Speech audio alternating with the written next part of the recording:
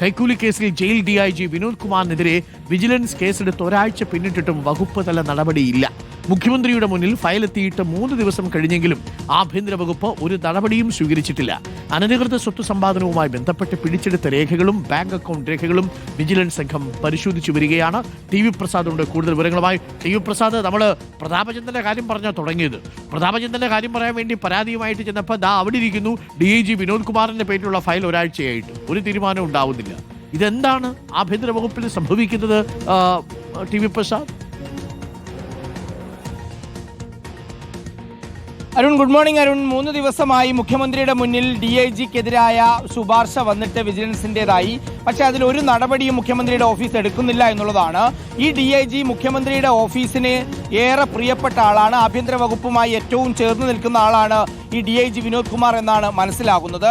അതുകൊണ്ട് തന്നെയാണ് വിജിലൻസ് ഇത്ര കൃത്യമായ റിപ്പോർട്ട് കിട്ടിയിട്ടും ഇത്ര ദിവസം കാത്തിരിക്കുന്നത് എന്നുള്ളതാണ്. അതായത് FIR എടുത്തിരിക്കുന്നത് ഡിസംബർ മാസം 12-നാണ്. സാധാരണ വിജിലൻസ് കൊടുക്കുന്ന FIRന്റെ ഒരു പ്രത്യേകത എല്ലാ തെളിവുകളും കണ്ടെത്തിയതിനു ശേഷമാണ് വിജിലൻസ് SP-യുടെ തന്നെ പരാതിയിൽ ഒരു FIR രജിസ്റ്റർ ചെയ്യുന്നത്. ഇതിലാണെങ്കിൽ കൊടിസുനി അടക്കമുള്ള പ്രതികളിൽ നിന്ന് 1,50,000-ലേറെ രൂപ ആ ഗൂഗിൾ പേ വഴി വാങ്ങിയതിന്റെ തെളിവുകൾ തന്നെ കിട്ടിയിട്ടുണ്ട് എന്നുള്ളതാണ്. മാത്രവുമല്ല, അനധികൃതമായി പരോള് നൽകിയെന്ന് കണ്ടെത്തിയിട്ടും ഒരു നടപടിയും എടുക്കുന്നില്ല എന്നുള്ളതാണ്. ഗുണ്ടകളെയും പ്രതികളുടെ ബന്ധുക്കളെയും ഇടനിലയാക്കിക്കൊണ്ടുകൊണ്ടാണ് ഈ കൈകാര്യങ്ങൾ നടന്നിട്ടുള്ളത് എന്ന കാര്യവും ആ FIR-ൽ നമ്മൾ തന്നെയാണ് FIR പുറത്തുവിടുകയും ചെയ്തത്.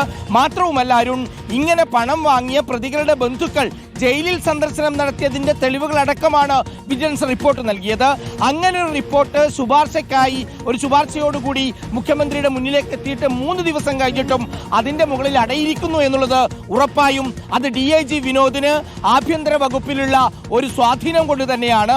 അതല്ലെങ്കിൽ കൊടിസുനിയിൽ നിന്ന് പണം വാങ്ങാനുള്ള ധൈര്യം ആ ഉദ്യോഗസ്ഥന് ഉണ്ടാകില്ലല്ലോ. പക്ഷേ ഒരു കാര്യം ഉറപ്പാണ്, വിജിലൻസ് ഇത്ര ക്രിസ്റ്റൽ ക്ലിയറായ ഒരു കേസായിട്ട് കൂടി DIG വിനോദ് കുമാറിനെതിരെ നടപടിയെടുക്കാത്തത് എന്തായാലും ദുരൂഹം തന്നെയാണ്.